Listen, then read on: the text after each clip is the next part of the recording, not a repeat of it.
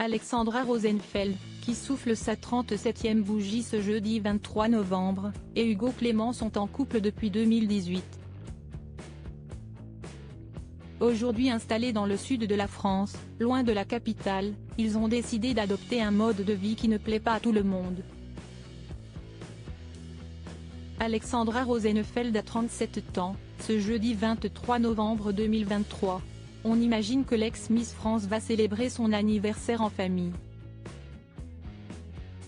Elle est, pour rappel, en couple depuis 2018 avec le journaliste militant écologique Hugo Clément, qu'elle avait rencontré sur le tournage de Fort Boyard. Ils sont devenus parents ensemble en janvier 2020 d'une petite fille prénommée Jim. Ava vit également avec eux, elle qui est née du précédent mariage de sa mère avec le rugbyman italien Sergio Paris. Le couple a divorcé en 2013. La famille est aujourd'hui installée dans le sud-ouest de la France. Nous avons trouvé notre équilibre à Biarritz, nous ne voulions pas que nos filles grandissent à Paris, expliquait Hugo Clément à Gala en octobre dernier, dans une interview à laquelle participait également sa célèbre compagne.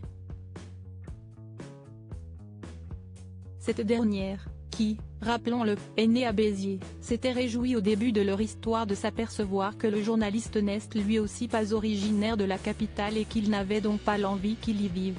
Lorsque nous nous sommes rencontrés, cela m'a rassuré que Hugo ne soit pas parisien et qu'il ait vécu son enfance près de Toulouse.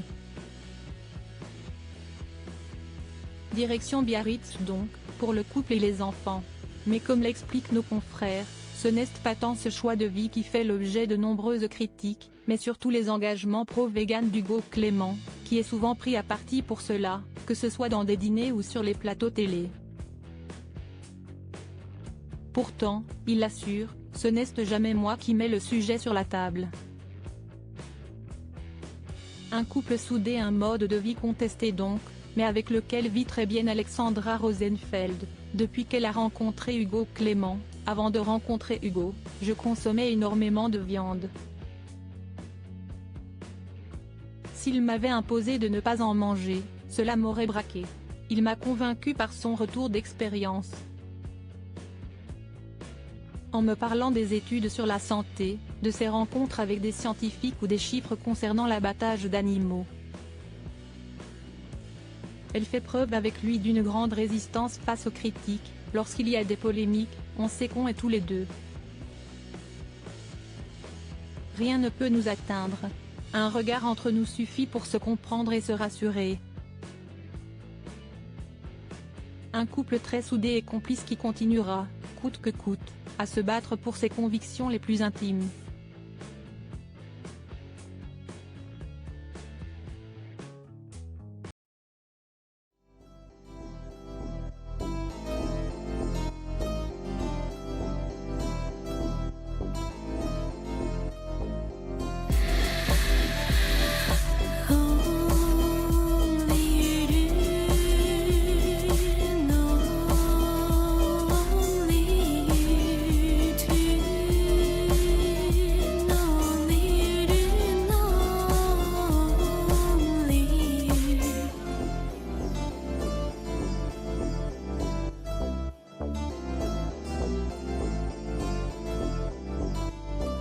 To